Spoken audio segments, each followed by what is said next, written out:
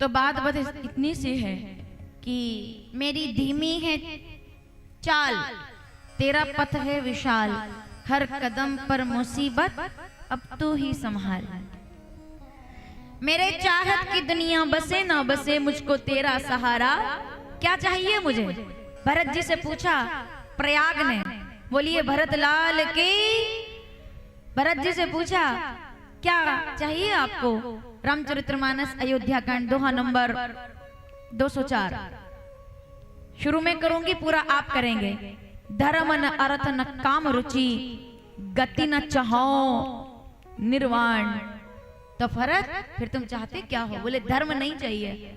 इसको हमने विस्तार से सुना है पहले, इसलिए मैं थोड़ा संक्षेप कर रही हूँ क्योंकि हमको माता शबरी तक जाना है आज, इसलिए मैं तभी कल रावण का वध हो पाएगा, वरना कैसे हम कथा पूरी करेंगे। सावधान जितने लोग बैठे हैं ध्यान से सुनिएगा। तो भरत जी से पूछा प्रयाग ने, मांगिए क्या मांगते हैं? तो भरत जी क्या कहते हैं? धर्म न अर्थ न काम रुचि, गति न चाहो निर्वाण। अष्टमी तिथि पर मांग लीजिए गंगा से क्या मांगना चाहते हैं? तो कहा जन्म जन्म रुचि राम पद, यह वरदान न आन। सब मिले ना मिले लेकिन राम जी के चरणों की प्रीति बनी रहे, बस मैं ये चाहता हूं। प्रीति कम ना। चित्रकूट जा रहे हैं भैया भरत, रास्ते में चलिए जल्दी से भरत लाल जी को पहुंचाते हैं चित्रकूट। बड़ा प्यारा प्रसंग है, आंखों में आंसू लेकर। निषाद मिले गले लगाया, केवट मिले हृदय से लगा करके कहा क्या राम जी ने तुमको गले लगाया था? बोले हाँ राम जी ने मुझे गले लगाया था। तो भरत लाल जी दौड़ करके केवट को गले लगा लेते हैं। क्यों? क्योंकि राम जी के हृदय का स्पर्श तुमको हुआ है तो तुम कितने धन्य हो। मुझसे ज्यादा धन्य तो केवट तुम हो कि तुमने राम जी का स्पर्श पा लिया है। आगे बढ़े क्योंकि भगवान ने चित्रकूट में निवास किया है, तो भरतलाल जी वहीं जा रहे हैं। चलते चलते कहते हैं कि राम जी को खबर हो गई, सूचना हो गई। लखनलाल जी ने कहा जाकर, रामचरितमानस अयोध्या कांड दोहा नंबर 231। लक्ष्मण भैया जाकर कहते हैं कि भरत आ रहा है लड़ने के लिए, युद्ध के लिए। मैं जा रहा हूं सामना करने के लिए। मैंने कहा था ना पिताजी किसी न किसी को भेजेंगे जरूर। भरत पूरी सेना लेकर के आ रहा है, मैं उसका वध कर दूंगा। तो राम जी कहते हैं भरत इस दुनिया में सब कुछ असंभव संभव हो सकता है, पर भरत को पद का मद आ जाए ये कभी नहीं हो सकता। क्योंकि लखन तुम्हारी शपथ पितु आना, सुचि सुबंधु नहीं भरत समाना। भरत जैसा भाई ना तो हुआ है और ना होगा। क्या बात बोल रहे हो तुम? भरत लड़ने नहीं आ सकता, भरत मिलने आ रहा है।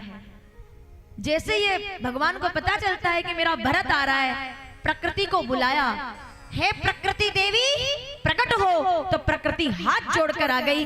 पीछे तक के बैठे लोग सावधान, माताएं जो सामने हैं, एक एक व्यक्ति जो पंडाल में है सावधान, ध्यान से सुनिएगा। राम जी को पता चल गया। ये तो मैं बहुत संक्षेप में सुना रही हूँ आपको, भरत चरित्र बड़ा विराट है पर हमको आगे तक जाना है, इसलिए तो कुछ बातें केवल हम, जैसे मान लो कि खरियार रोड में कई मंदिर होंगे, हम सोचे कि सब मंदिर का दर्शन कर लें तो बड़ा मुश्किल है। कुछ एक मंदिर हम अंदर जाकर देखते हैं, कुछ एक मंदिर को हम शिखर से देख लेते हैं, प्रणाम कर लेते हैं। तो कुछ प्रसंग हम ढंग से सुनते हैं और कुछ प्रसंगों को हम शिखर दर्शन करके प्रणाम कर लेते हैं। तो थोड़ा थोड़ा सब सुनने का मौका मिले, सावधान। रामचरितमानस अयोध्या कांड 231वां दोहा, पहली दूसरी चौपाई।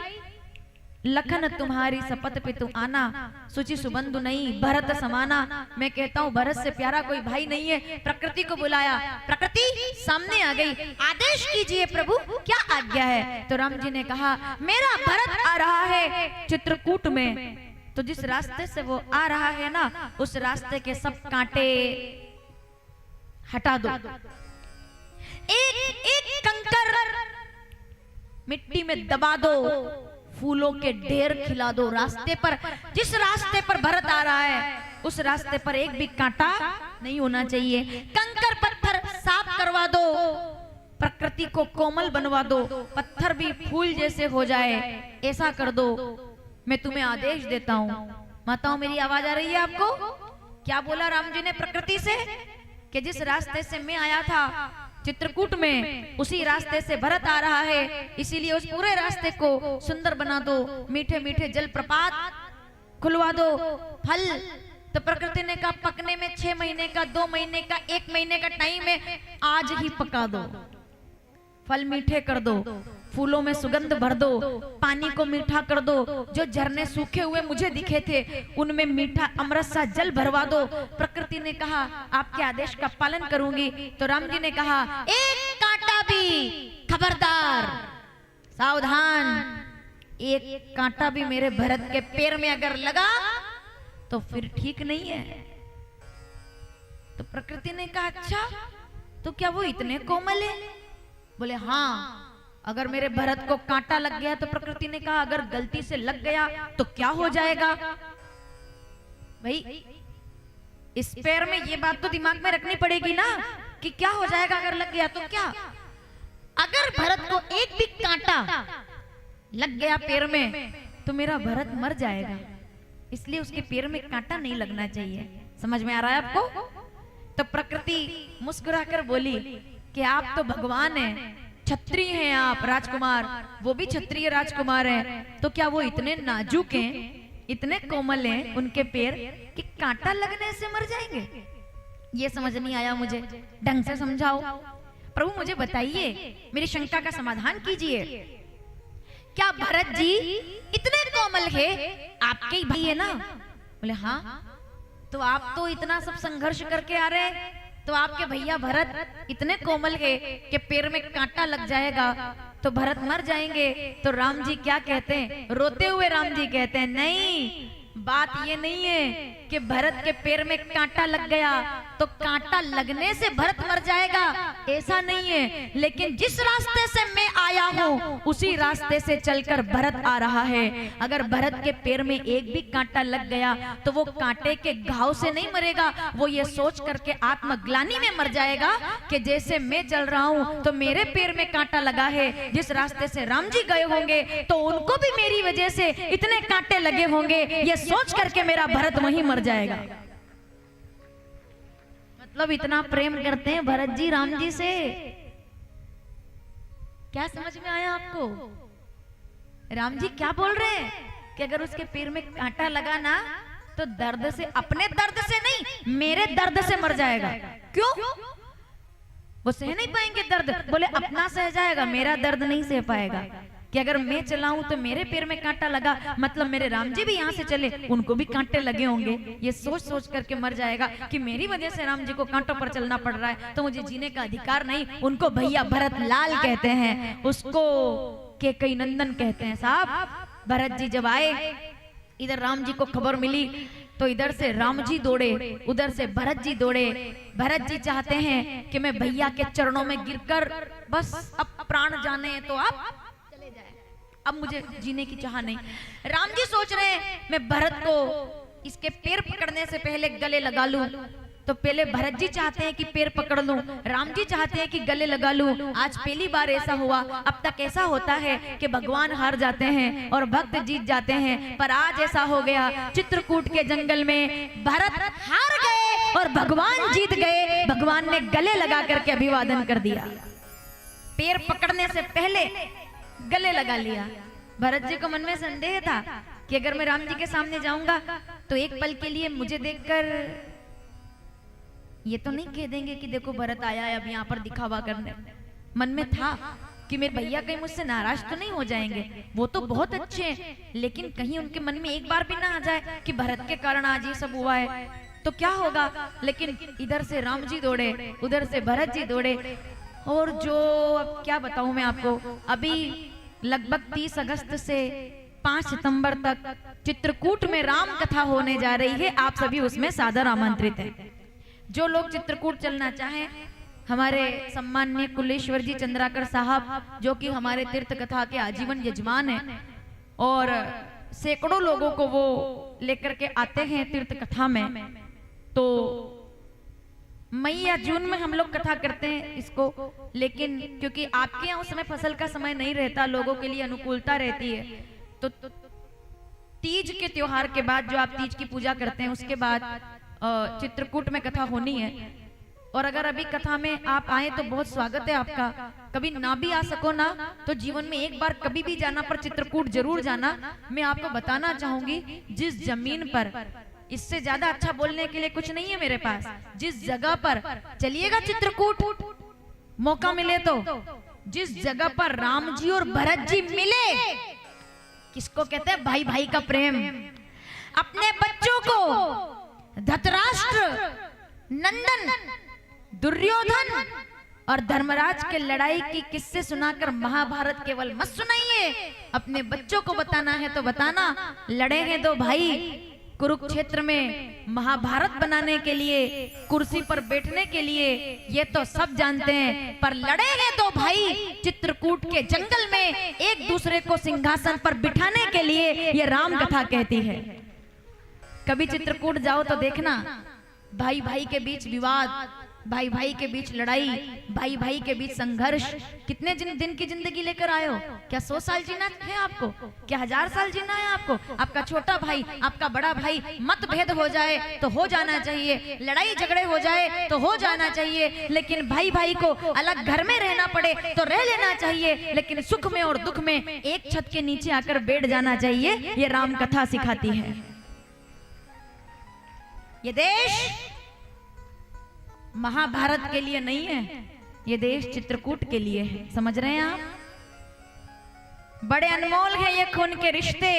मेरा भाइयों से निवेदन है जो यहाँ बैठे हुए हैं, बड़े अनमोल है ये खून के रिश्ते, तू इन्हें यूं बेकार ना कर। राम जी ने भरत जी को गले लगाया। मैं आपसे निवेदन कर दूं, जिस जगह उनके आंसू गिरे वो धरती पिघल गई, वो धरती करुणा से पिघल गई। जिस जगह पर वासना होती है वहां अज्ञानी होते हैं, और जिस जगह पर करुणा होती है वहां सदैव ज्ञानी होते हैं। करुणा से, आंसुओं से वो जहां गिरे, माताओं आज आप आओगे देखोगे कभी वो जमीन पिघली हुई है, और कहते हैं श्री राम भरत मिलाप स्थली तपोभूमि। प्रमाण है इस बात का। जितने भाई बैठे हुए मेरी बात सुनिएगा जरा। जब आप छोटे थे तो याद करना, आपके बड़े भाई ने आपके साथ किस तरह का अच्छा व्यवहार करके आपको पाला होगा। कभी कभी जिस घर में पिता नहीं होते लेकिन बड़े भाई होते हैं, उस प्रेम को कभी मत भूलना। जिस घर में कभी कभी समय पर पिता स्वर्गवास हो जाए और छोटे भाई बड़े भाई साथ रहते हो तो एक दूसरे का सहारा बनकर रहना, क्योंकि समय है निकल जाएगा, प्रॉपर्टी है मिल जाएगी, लेकिन कभी जाकर के अपने गांव के उस पुराने मकान को देखना जिस मकान के लिए कभी आप लड़े थे, जिन कमरों के लिए आप लड़े थे। जब आप रायपुर के बड़े से बिल्डिंग में एक फ्लैट लेकर के रहने लगेंगे अपनी पत्नी और बच्चों के साथ, तब कभी गाड़ी उठा करके खरियार रोड के पास वाले किसी गांव में अपने माता पिता के द्वारा बनाए हुए किसी कच्चे पुराने मकान को देखना, तब आपको पता चलेगा कि वो मकान तो छोटा सा था लेकिन उसमें कोई दीवार नहीं थी, वो केवल और केवल आंगन वाला मकान था, जिसमें माँ बाप ने 4 बच्चों को पाला था, 5 बच्चों को पाला था, 7 बच्चों को पाला था, 3 बेटियों को पाला था, बेटों को पाला था। उस परिवार में, उस घर के आंगन में आपको पता चलेगा कि आज माँ बाप नहीं है, आज भाई रायपुर है, आज छोटा भाई इंदौर है, आज उससे बड़ा भाई बिलासपुर है। अगर कुछ रह गया है तो घर की जगह पर खंडहर और रिश्तों के नाम पर मतलब के अलावा और कुछ नहीं रह गया। तो मेरा निवेदन है आपसे कि बड़े अनमोल है, राम कथा सुनकर जा रहे हो तो खाली ताली बजा कर ना जाएं, केवल स्वीकृति देकर ना जाएं। इस बात के साथ इस कथा को लेकर जाइएगा साथ में, वरना ये पांडाल भरते रहेंगे, लोग सुनाते रहेंगे, आप आते रहेंगे, प्रसाद लेकर जाते रहेंगे। अगर परिवर्तन नहीं हुआ तो इन कथाओं का कोई मूल्य नहीं है। अगर भाई भाई से बात ना करे तो राम कथा सुनने का कोई मूल्य नहीं है। अगर भाई भाई से प्रेम ना रखे तो राम कथा सुनने का कोई मूल्य नहीं है, क्योंकि ये कथा जीवित कथा का नाम है। बड़े अनमोल है ये खून के रिश्ते, तू इन्हें यूं बेकार ना कर। अपने छोटे भाई से बोल देना कभी अगर अच्छा लग जाए, चाहे मानो ना मानो, लेकिन इतना बोल देना कि बड़े अनमोल है ये खून के रिश्ते, तू इन्हें यूं बेकार ना कर। मेरे हिस्से की जमीन भी तू ले ले मेरे भाई, पर घर के आंगन में दीवार ना कर। ये दीवार तोड़ती है, आंगन जोड़ता है। जब बचपन में लड़ते थे तो पापा मम्मी माता पिता क्या कहते थे? लड़ो मत, वो तुम्हारा भाई है ना। तो दीवार पर जो फोटो लगे हैं ना बूढ़े माँ बाप के, जब वो देखते हैं माँ बाप तब नहीं मरते जब उनका शरीर छूट जाता है, माँ बाप तो जीते जी तब मर जाते हैं जब उनको अपने बच्चों से मिलने के लिए अलग अलग घर में जाना पड़ता है कि छोटा भाई वहां रहता है, बड़ा भाई एक ही गांव में रहता है पर वहां रहता है। तब हाँ ठीक है, आपका समय के हिसाब से व्यवस्था रहती है, अलग रहो आप, अलग भोजन बनाओ आप, लेकिन 7 दिन में एक दिन तय रखो कि 7 दिन में एक दिन छोटा भाई बड़े भाई के घर भोजन करेगा और बड़ा भाई छोटे भाई के घर भोजन करेगा। ये होना चाहिए भाई, वरना भारत परिवारवाद से चलता है, भारत एक दूसरे के प्यार मोहब्बत से चलता है, ये प्रेम से चलने वाली दुनिया है। लेकिन उस दुनिया में we are living of such kind of material world, जिसमें केवल और केवल, इसको हिंदी में अगर कहूं तो व्यवहारिक नहीं, अब दुनिया व्यावसायिक है। शब्दों पर ध्यान दीजिएगा, व्यवहारिक नहीं अब दुनिया व्यावसायिक है। संबंध उन्हीं से मधुर है जिनसे मुनाफा अधिक है, जिनसे फायदा है उनसे हर कोई मिलना चाहता है, जिनसे फायदा नहीं हो रहा तो सगे भाई को कोई नहीं पूछ रहा। तो भाई एक दूसरे का सम्मान करो, यही काम आएगा। परिवार में हो तो प्रेम से रहो, यही काम आएगा। और भरत भैया ने गले लगाया, धरती पिघल गई। क्या बताऊं मैं आपको, लड़ रहे तो भाई कुरुक्षेत्र में, मैं बैठूंगा कुर्सी पर, मैं बैठूंगा, और लड़ रहे तो भाई चित्रकूट के जंगल में। जो ममता से, मैं भागवत में कहती हूँ, जो बच्चे ममता से पाले जाते हैं वो महाभारत का निर्माण करते हैं। अथ श्री महाभारत सबने देखी सुनी है महाभारत? सुनेंगे थोड़ा सा, चलिए याद आ गया तो बता देती हूँ। अथ श्री महाभारत, क्या हुआ महाभारत में?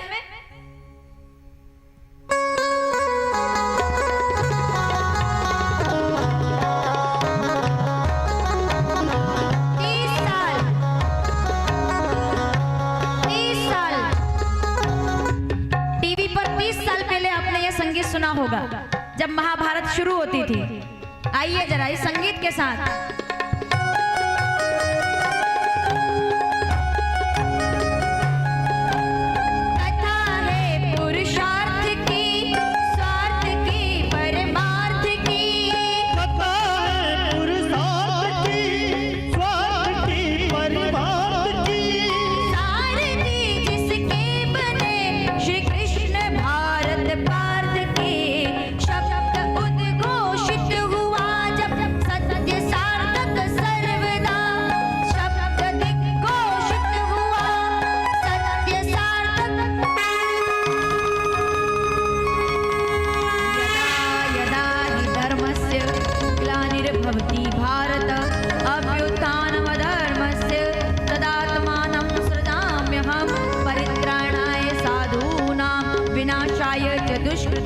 धर्म संस्थापनार्थाय संभवामि।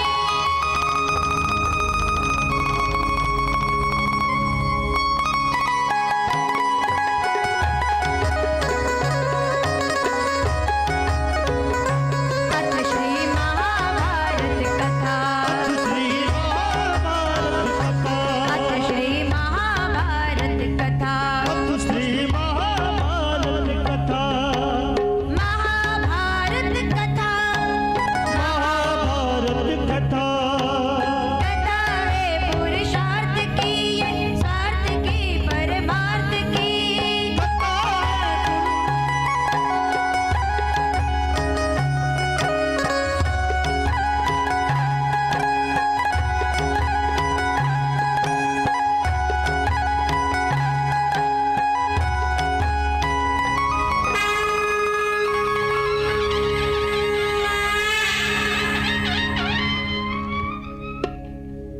बिगुल, ये हाथी, ये घोड़े, ये आपने सब महाभारत में लगभग देखे हैं।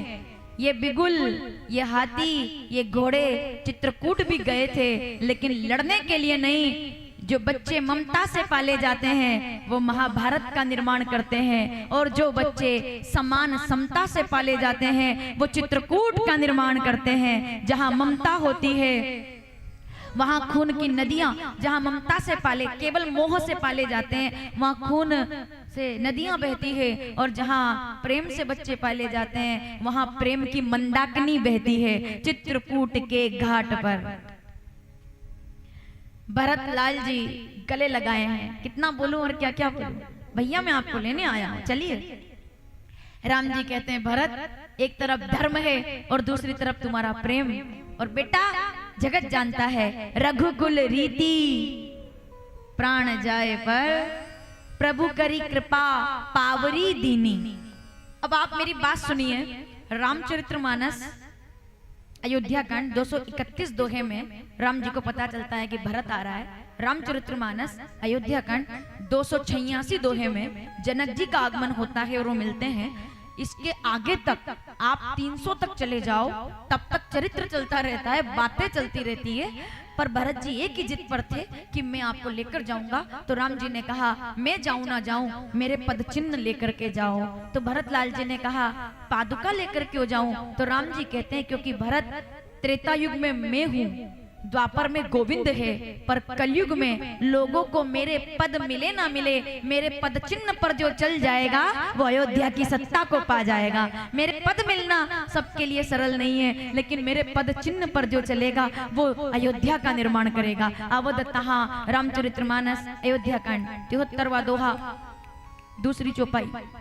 अवध तहा जहाँ राम निवासु, मैं तो अयोध्या रहूं ना रहूं, मेरे पद चिन्ह होना जरूरी है, मेरे चरण होना हो, मेरे आचरण होना जरूरी है। तो प्रभु करी कृपा पावरी दीनी सादर भरत शीस धर लीनी। और भरत भैया पादुका लेकर के विदा होकर अयोध्या में आते हैं। सबने कहा अब तो राजा बन जाओ। नंदी ग्राम में कुटिया बनाई और पादुकाओं को 14 वर्षों के लिए सिंहासन पर रख दिया। ये है सनातन की ताकत और ये है भारत भूमि की महिमा। 14 साल तक पादुका, जिस सिंहासन के लिए लोग लड़ जाते हैं, मर जाते हैं, कट जाते हैं, उस सिंहासन की कीमत भरत लाल जी ने बताई कि उस सिंहासन की कीमत मेरी नजर में पादुका की धूल से भी ज्यादा नहीं है। पादुका रख करके कह दिया कि क्या मुझे राजा बनने का कोई शौक होगा, मेरा तो आनंद राम जी के चरणों में है। राम जी नहीं, राम जी की पादुका राजा हो गई। काम भरत देखते हैं पर पद का मद नहीं आने दिया। भगवान ने पंचवटी में निवास किया, क्योंकि अब हमको थोड़ा आगे बढ़ना पड़ेगा।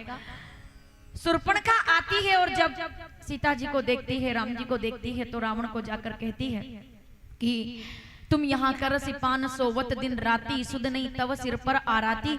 तो रावण को रात भर नींद नहीं आती और वो अगले दिन सीता जी का हरण करने के लिए पहुंच जाता है। इसको संक्षेप में सुना रही हूँ क्योंकि हमको आगे एक बूढ़ी माता से भगवान को मिलाना है, इसलिए मैं इस प्रसंग को छोटा कर रही हूँ।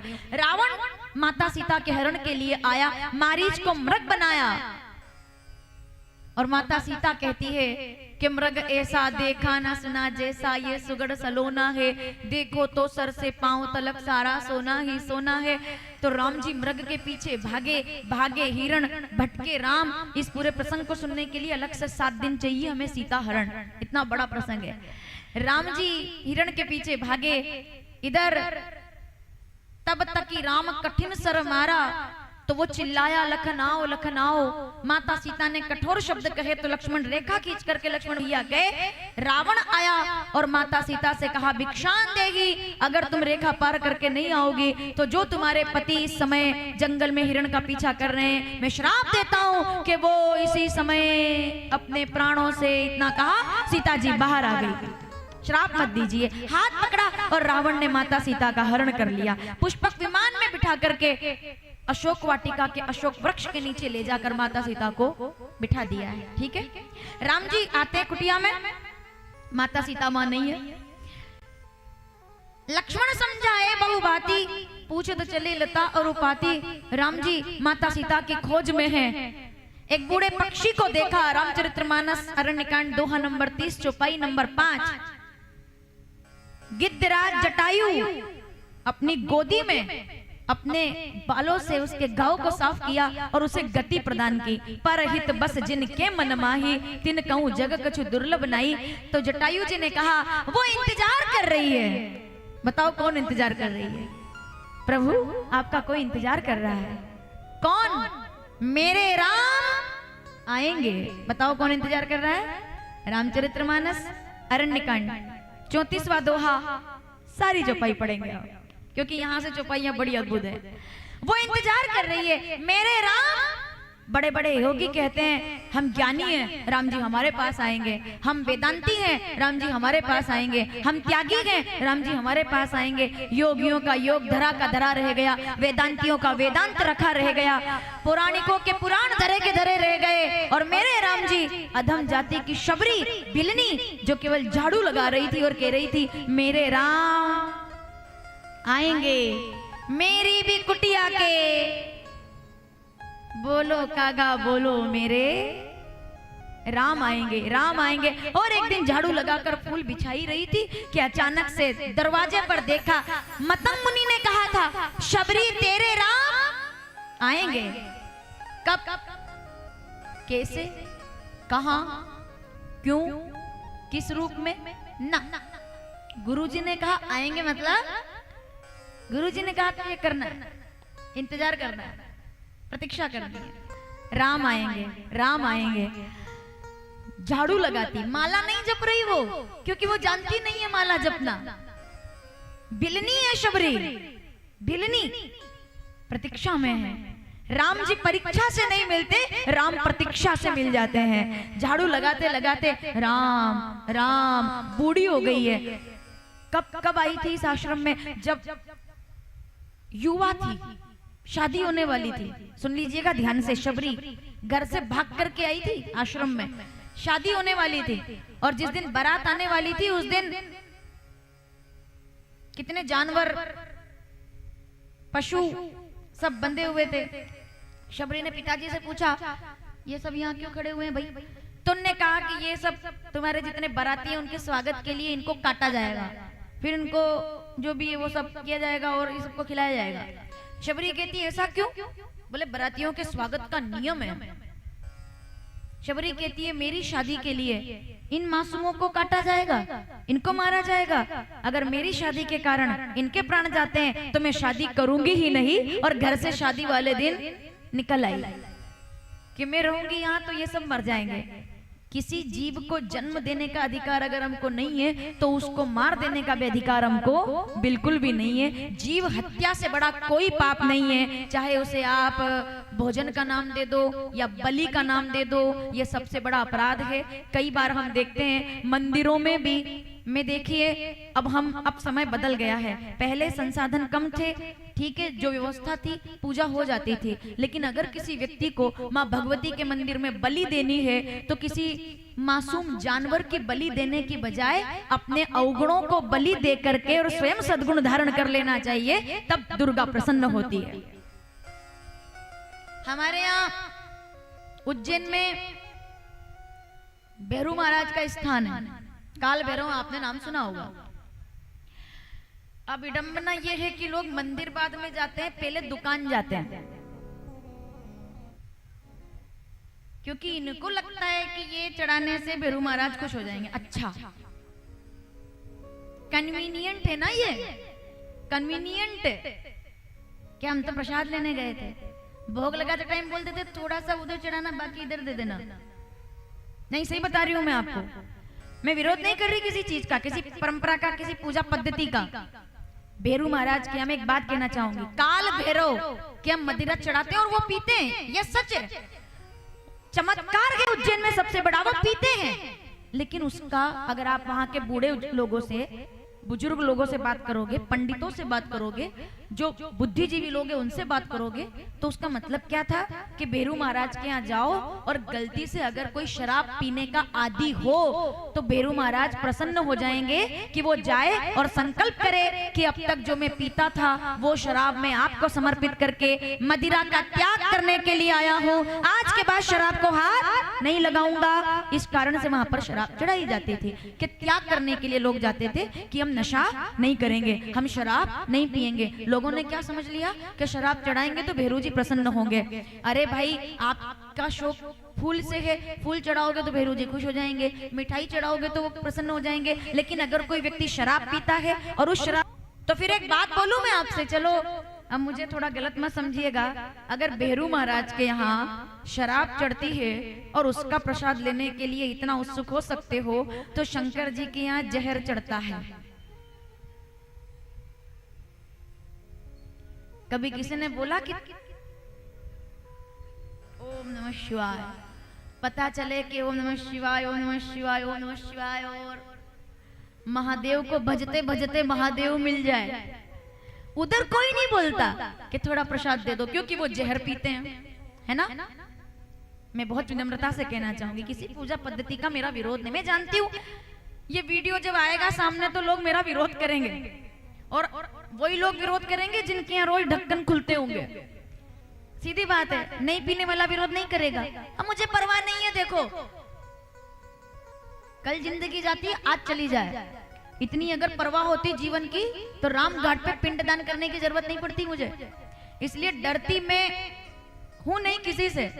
मेरा निवेदन है केवल ये कि जिन लोगों को लगता है कि शराब को चढ़ा देने से बेरू महाराज प्रसन्न होते हैं तो सत्य है, लेकिन हमेशा के लिए त्याग देने से बेरू महाराज प्रसन्न होते हैं। देवी माता प्रसन्न होती है कि एक बार अगर छोड़ आओ तो वापिस कभी जीवन में स्वीकार मत करना, तो भगत हो तुम, तब जाकर के बेरू महाराज प्रसन्न होंगे। तो निवेदन है मेरा, जीव मात्र पर दया करना ये प्राणी मात्र का कर्तव्य होना चाहिए। तो शबरी क्यों आए राम जी? मतंग मुनि के आश्रम में आकर बैठ गई, सफाई करती रोज। मतंग मुनि ने कहा, बेटी कौन हो तुम? बोले मैं शबरी हूँ, ऐसी ऐसी बातें, शादी करती तो वो जीव सब मारे जाते, इसलिए मैंने शादी नहीं की। तो कहा ठीक है तुम तप करो। तो वो झाड़ू लगाती, वो सफाई करती, वो राम राम राम कहती। तो मतंग मुनि ने कहा, और किसी के पास आए ना आए पर तेरे राम क्यों, उससे क्यों कहा कि आएंगे? उसका जवाब है रामचरितमानस उत्तरकांड 40वां दोहा, पहली चौपाई। परहित सरिस धर्म नहीं भाई, पर पीड़ा सम नहीं अदमाई। जो परोपकार करता है, जो दूसरों को दुखी देखकर दुखी हो जाता है। वेद पढ़ना आए ना आए, पीछे तक के बैठे लोग कथा के उपसंहार में सावधान। वेद पढ़ना नहीं आता मुझे, शबरी कहती है, क्योंकि मैं अनपढ़ हूं। वेद पढ़ना मैं नहीं जानती, फिर क्या मुझे राम जी मिल जाएंगे? तो मतंग मुनि ने क्या कहा, तुम्हें वेद पढ़ना नहीं आता तो क्या हुआ, तुम्हें प्राणियों की वेदना पढ़ना आता है, इसीलिए राम जी आएंगे। तुमने वेदना को पढ़ा है, वेद पढ़ के भी अगर कोई वेदना को ना पढ़े तो फिर बेकार है, और अगर वेदना पढ़ ली जाए तो वेद पढ़ने के बराबर सार मिल जाता है। इसलिए तेरे राम आएंगे, शबरी इंतजार कर रही है, मेरे राम आएंगे। और आगे बोलिए रामचंद्र।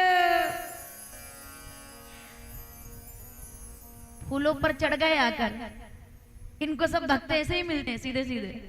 फूलों पर चढ़ गए तो शबरी एकदम से गुस्से में कहती है, दिखता नहीं है क्या मैं झाड़ू लगा रही हूँ, सीधे सीधे चले आ रहे हो, फूल पर चढ़े आ रहे हो, कौन हो तुम? देखा नहीं, चरण देखे केवल। और ऐसे झुकी हुई कमर थी ना, शबरी बूढ़ी हो गई है तो धुंधली हो गई आंखें। चरण देखे कोई पैदल चला आ रहा है, फूल पे चढ़ा रहा है, चढ़े जा रहे हो ऊपर, कौन हो भाई जो फूलों को ऐसे कुचलते जा रहे हो? तो भगवान कहते हैं, मैं दशरथ नंदन राम और ये मेरा छोटा भाई लखन। अब जब देखा गर्दन उठाकर, ओहो जन्म जन्म मुनि जतन कराई, अंत राम आज साधना फल गई, राम आ गए। आंखों के आंसुओं के जल से शबरी मैया ने भगवान के चरणों का प्रक्षालन कर दिया और अब देखने लगी, इतनी सीधी और इतना भोला कोई हो सकता है? तो अब वो भी खड़े और शबरी माता भी खड़ी, अब कोई कुछ नहीं बोल रहा, बहुत देर हो गई। तो राम जी खुद बोले, मैया अंदर लेकर नहीं चलोगी क्या? मैं तुम्हारे द्वार पे आया हूं। कोई जब आपके घर ऐसा व्यक्ति आ जाए कि जिसको आप बहुत प्रेम करते हो या चाहते हो कि मेरे घर आए, तो कभी कभी ऐसा होता है, उसके लिए तरबूज लाते हो, अंगूर खाने के लिए लाए हो, फल लाए हो, वो आएगा, बैठेगा, चला जाएगा। जब फ्रिज खोल के देखोगे कि अरे अंगूर तो रखे रह गए, फल तो रखे रहे, तो खीर तो खिलाई नहीं, होता है ना ऐसा। तो सोचो शबरी के सामने श्री राम आ गए, सब भूल गई, वो प्रसन्न हो गई शबरी। आंखों के जल से चरणों का प्रक्षालन कर दिया माता ने, अंदर लेकर आई, आइए ना, आसन पर बिठाया। अब मैं एक चौपाई आपको बता दूं, लिख लीजिए, रामचरितमानस बालकांड दोहा नंबर 202, चौपाई नंबर 3 और 4। भोजन कत जब बोलत राजा, नहीं आवत तजी बाल समाजा, वो राघवेंद्र सरकार कौशल्या जी सोने की थाली में खीर पूड़ी रखकर कहती है कुछ खा लो राम, कुछ खा लो राम, कुछ खा लो राम। और क्या कहते हैं? भूख नहीं है। और वही राम जी शबरी की कुटिया में जाकर क्या कहते हैं? माँ बड़ी भूख लगी है, कुछ खिलाओगी नहीं? समझ में आ रहा है? भोजन कत जब बोलत राजा, नहीं आवत तजी बाल समाजा। लेकिन यहाँ पर जो भगवान सोने की थाली में रखे भोजन को स्वीकार नहीं करते, वो शबरी से कह रहे हैं कुछ खिलाओगी नहीं? अब लक्ष्मण जी देख रहे हैं, अब क्या ही बोलूं मैं, भगवान तो भगवान है, अब ये देवी क्या खिलाएगी? पता नहीं कितनी देर में भोजन बनाएगी, देर हो रही है, सीता जी को ढूंढना है। अब आप नहीं समझ रहे इस बात को, ढंग से सुनिए। राम जी भ्रम में, वो भूल गए कि मैं किसको ढूंढ रहा हूँ, मैं जंगल में क्या कर रहा हूँ।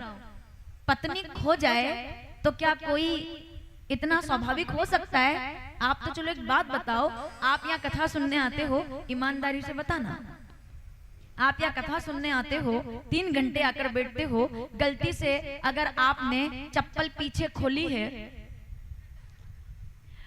और इधर से 8 बजे निकलते समय मान लो नहीं मिली, मान लो के चप्पल खो गई, ठीक बोलूं तो बताना।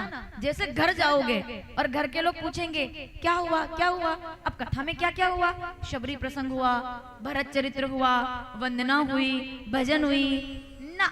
जैसे घर वाले पूछेंगे क्या हुआ, अरे चप्पल गुम गई यार, लाखों का नुकसान हो गया, चप्पल खो गई, चप्पल नहीं मिली। वहीं आधे घंटे तक बात, आधे घंटे नहीं अगले 7 दिन बाद चलेगी, बोले अभी तो नहीं ली थी, बड़ी अच्छी थी, चप्पल खो गई, अरे मैं उतारी थी, अरे मैंने कहा था महंगी चप्पल मत पहन के जाओ। डिस्कशन चलेगा बहुत देर तक, भरत चरित्र, शबरी, भजन कीर्तन, राम कथा सब बाद में, पहले जो चप्पल खो गई उसकी बात होगी। मैं गलत तो नहीं बोल रही हूँ?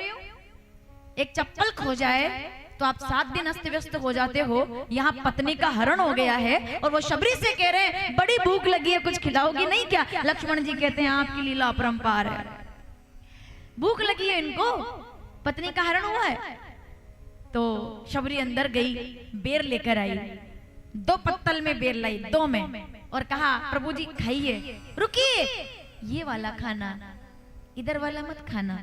तो लक्ष्मण जी कहते देखो कितना मतलब प्रेम है कि बता रही है। तो लक्ष्मण जी ने पूछा क्यों, इधर वाला क्यों नहीं खाना? बोले इधर का थोड़े थोड़े खट्टे हैं, इधर वाले एकदम एग्जैक्ट मीठे हैं, ये बढ़िया है, ये एकदम मीठे हैं। तो लक्ष्मण जी कहते हैं वाह, एग्रीकल्चर का कोर्स किया हुआ है, मतलब पत्तों को देख के बता देना कि ये कैसा है, फल को देख के बता देना कि ये कैसा है, मीठा है कि खट्टा है। शबरी कहती है कोर्स नहीं किया है, मैंने चखा हुआ है। तो जो चखा हुआ है वो मीठा था वो इधर रख दिया, जो खट्टा था वो इधर रख दिया। लक्ष्मण जी ने कहा कोई ये खाएंगे क्या? भगवान है, ब्रह्म है, झूठा खाएंगे क्या? बताओ माताओं खाएंगे क्या? अच्छा अब भी कुछ माता यूं कर रही हैं। अरे ये तो लक्ष्मण जी कह रहे हैं खाएंगे क्या, ये तो सोच ही रहे थे। और तभी जब तक पलट के देखा तब तक तो मेरे राम जी ने झूठे बेरों का भोग लगा लिया। बोलिए सियावर भक्तों के भगवान की। क्या बात है कि छिलकों के इंतजार में फूलों की बास थी, बरसों से गुठलियों में दर्शन की प्यास थी। कोई राम जी से जाकर पूछे कि बेरों में कितनी मिठास थी जो शबरी ने प्रेम से खिलाए थे। प्रदर्शन नहीं दर्शन प्रमुख है, प्रभाव नहीं स्वभाव प्रमुख है। तो लक्ष्मण जी ने पूछा कि ना तो इसके पास प्रभाव है और पूरा इसके पास अभाव है, फिर आपने बेर कैसे खा लिए? तो राम जी क्या कहते हैं कि मेरा तो मंत्र है कि ना तो किसी के अभाव में जियो शबरी, ना ही किसी के प्रभाव में जियो। जीवन आपका है, अपने खुद के स्वभाव में जियो। स्वभाव में जीता है वो मुझे प्यारा होता है। बिना प्रमाण के नहीं बोल रही हूँ मैं, रामचरितमानस। और ये चौपाई तो मुझे व्यक्तिगत रूप से बड़ी प्यारी लगती है कि जिसके हृदय में भगवान के प्रति प्रेम जाग जाए, जो भगवान को अपना स्वीकार कर ले कि आपके बिना मेरा कोई है ही नहीं। मैं जगत में किसी को भी अपना मान लूं, पर एक तुम हो जो मेरे हो, तुमसे मेरा जीवन प्रारंभ होता है और आप पर मेरा जीवन पूरा हो जाता है। रामचरितमानस ये चौपाई हर व्यक्ति को पढ़ने सुनने के लायक है कि अगर आप मेरे साथ हो, किष्किंधा कांड छठा दोहा 11वीं चौपाई। अब प्रभु कृपा करो एही भांति सब तजी भजन करो दिन राती। झूठे बेर खा लिए, अब तो पूरी प्रकृति प्रसन्न हो गई। शबरी तुम्हें पता था? बोले हाँ मुझे पता था। क्या पता था? मेरे राम आएंगे तो नवदा भक्ति कहूं तो ही पाई। दोनों हाथ जोड़िए, चलिए अष्टमी तिथि पर नवदा भक्ति जल्दी से सुन लेते हैं, केवल चौपाई सुनेंगे। प्रथम भगति संतन कर संगा, दूसरी रति मम कथा प्रसंगा। अगर ये 9 चौपाई पर भी बात करें तो फिर से कल से वापस 9 दिन कथा शुरू करनी पड़े इधर, तब नवदा भक्ति पूरी होती है। फिर भी सुन लीजिए, गीता में नवदा भक्ति आई है। श्रवणम कीर्तनम विष्णु स्मरणम पाद सेवनम अर्चनम वंदनम दास्य साख्य आत्मनिवेदनम। श्रीमद् भगवद गीता 18वां अध्याय 62वां श्लोक। तमेव शरणम गच्छ सर्व भावेन भारत। जो भक्ति से परमात्मा को पा जाए वो ईश्वर के प्यारे हो जाते हैं। और रामचरितमानस कहती है, रामचरितमानस अरण्यकांड 34वां दोहा, सारी चौपाइयां। प्रथम भगति संतन कर संगा, दूसरी रति मम कथा प्रसंगा, गुरु पद पंकज सेवा, तीसरी भगति अमान, चौथी भगति मम गुण गन करई कपट तजी जान, मंत्र जाप मम दृढ़ विश्वासा, पंचम भगति सो वेद प्रकाशा, छठदम शील बिरति बहु कर्मा, निरंतर सज्जन धर्मा, आठव सम्मोही जग देखा, मोते संत अधिक कर लेखा, आठव जथा लाभ संतोषा, सपने नहीं देखई पर दोषा, नवम सरल सब सन छल हीना, मम भरोस कहीं हर्ष न दीना। 9 भक्तियों का सार क्या है? चलिए अब मैं 9 भक्ति का सार आपसे सुनना चाहती हूँ। शुरू मैं करूंगी, राम जी ने क्या सिखाया पूरा आप करेंगे। सर्वे भवन्तु, सर्वे सन्तु, सर्वे भद्राणि, मां कश्चित् दुःख। शबरी, जिसके हृदय में 9 भाव रहते हैं उसे मैं तुरंत प्राप्त हो जाता हूँ। शबरी मुस्कुराई और पूरी प्रकृति गाने लगी, राम आएंगे, राम आएंगे, राम आएंगे, मेरी भी कुटिया के भाग जाग जाएंगे राम। और कैसे आएंगे? कितने लोगों को विश्वास है कि राम आएंगे?